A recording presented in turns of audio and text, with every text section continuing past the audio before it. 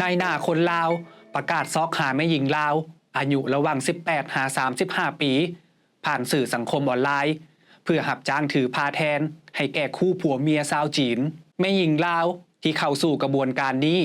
ส่วนหลายแม่นชาวแขวงภาคเหนือที่มีฐานะทุกข์ยากสำหรับค่าจ้างแม่นอยู่ระหว่าง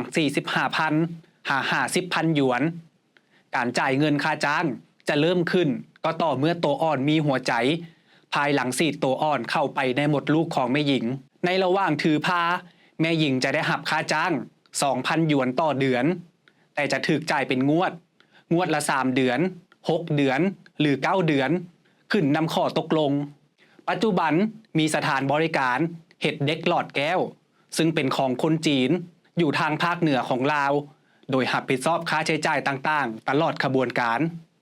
แม่หญิงลาวที่หับจ้างถือพาจะต้องให้สัมมโนครัวแก่ทีมงานของคนจีนเพื่อนำไปเห็ดปึ้มผ่านแดนสำหรับเดินทางไปฝากท้องอยู่จีนโดยบ่มีการเซ็นสัญญาย้านว่ามันแอบแฝงจะเป็นค้ามนุษย์นั่นแต่กฎหมายเราเพิ่นบ่เฮ็ดเวลาได้เด็กไปแล้วเนาะย้านว่ามีกลุ่มเสี่ยงสิไปเอาหัวใจเอาอวัยวะนะไปเปลี่ยนแทนเชื่อของผู้มาฝาก